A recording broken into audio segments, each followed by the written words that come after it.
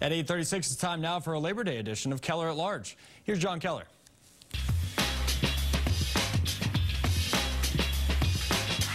Well, good morning. Thanks very much for joining us. And happy Labor Day to one and all. Of course, Labor Day is the day set aside every year for Americans to honor both the labor movement and workers.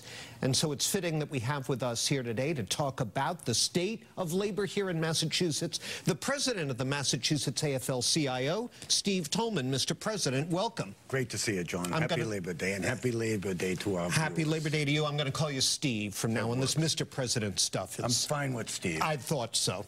So, Steve, there's a new study out from the UMass Amherst Labor Center that shows there are about 380,000 union members in our state.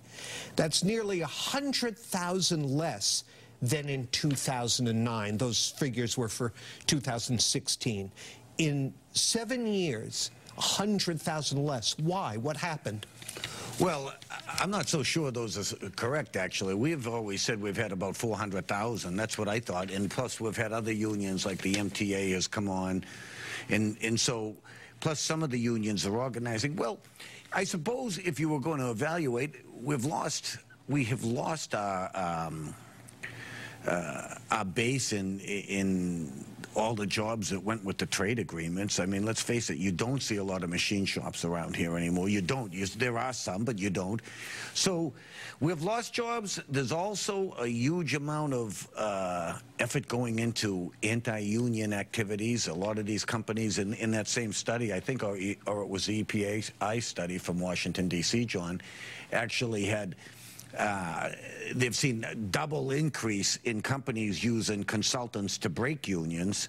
So we're under attack. I mean, you see the movie, the book Dark Money. It explains how the billionaires are putting their money together to try to break unions. Do you have a PR problem? And if so, how do you fix it?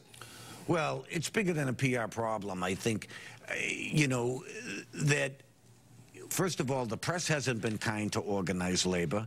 You know, every... Present company accepted, right? Well, of course, John. That's why I'm here. We're here to build the labor movement here. In fact, we encourage all people out there watching to make sure you get active and organized, because that same study that talks about our numbers talks about if you are in a union, you're probably making $4 more an hour than your counterpart doing the same work. Well, this same report showed that since the economic crash of 2008, there's been an especially dramatic loss of union jobs in the high-tech sector. And yet those are the jobs our leading politicians seem to always be the most focused on. Is that a source of conflict between you and the political establishment? Oh, no. No, John. In fact, I've always wondered why. Well, I know there were, way back, there was a very aggressive activity to try to organize the high-tech area, and they weren't successful, because I've asked about that. I said, we had the high-tech here. Why didn't we organize it? They said they tried, they couldn't get in, so it was a little bit more difficult. No, there's no problem on something like that. We focus, John, on our members, on things that they need. I mean, our big bill this year is wage theft. You think of that. Here in Massachusetts, we can say that there's about $600 million that is owed to people who do work, legitimately work hard in various industries and various activities, and they just don't get paid. And there aren't laws there to get that money back or to go after it. And so we have a law that's, you know, we call it's a wage theft bill that we're hoping to get passed. One other quick thing before we take our break here. Just this past week, we saw a report that General Electric is looking to save $2 billion with job layoffs and other cutbacks, and some may be targeted to the new corporate headquarters here in Boston. Is that a source of concern for you, given all the tax breaks that were given to bring GE here? Yes, it is, John. I frankly, obviously, if I'm an executive of a state or a city, then I might want to provide those tax breaks to bring them in. But as a regular citizen, I think we need to have tax revenue, because our tax revenue is down $3 billion every year since the turn of the century.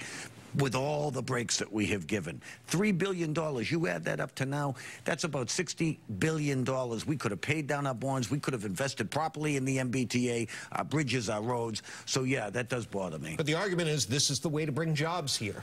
Well, it is to some extent, but also you change CEOs and then the whole philosophy changes. I mean, if they made commitments, they should live up to their commitments. All right, we'll take that break and we'll continue our conversation with the president of the Massachusetts AFL-CIO, Steve Tolman, in a moment. So